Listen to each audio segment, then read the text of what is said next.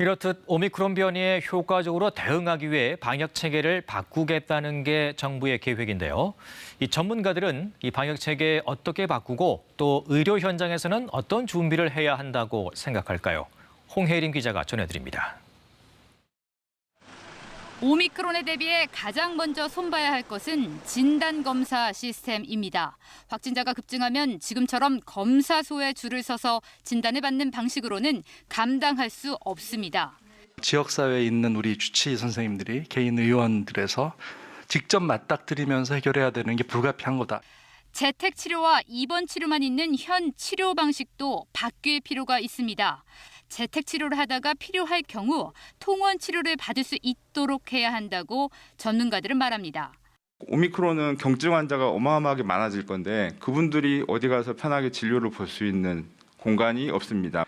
가정과 외래진료실을 오가는 그런 이송 부담을 더 이상 보건소와 소방재난본부에 맡겨서도 안 된다고 생각합니다. 이런 시스템을 갖추려면 동네 의원들이 코로나 진단과 치료에 참여해야 합니다. 이를 위해 의원급 병원이 코로나 환자를 받을 수 있도록 보호장구를 갖추고 확진자 치료 매뉴얼을 마련해야 합니다. 진짜 실제 확진자가 외래 진료로 온다고 했을 때 어떻게 감당해낼 수 있을 건가, 어떤 컨센서스를 만들어갈 건가에 대해서 저희들도 가장 큰 숙제로 생각하고 있습니다. 당장 다음 주부터 서울시 동네 의원들이 시범적으로 재택치료에 참여할 계획이지만 정작 준비가 제대로 돼 있지 않다고 털어놓습니다. 지자체가 담당해야 할 재택키트 배송하고 약 배송을 참여 병원에 떠넘기고 있습니다. 오미크론 확진자와 접촉자에 대한 격리 기준을 재조정할 필요도 있습니다.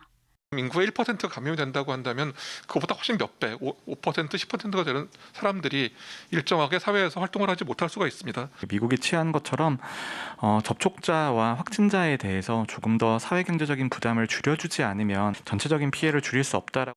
특히 일단 닥친 상황만 모면해보려는 땜질식 처방으로 대책 마련을 해서는 안 된다고 전문가들은 입을 모았습니다.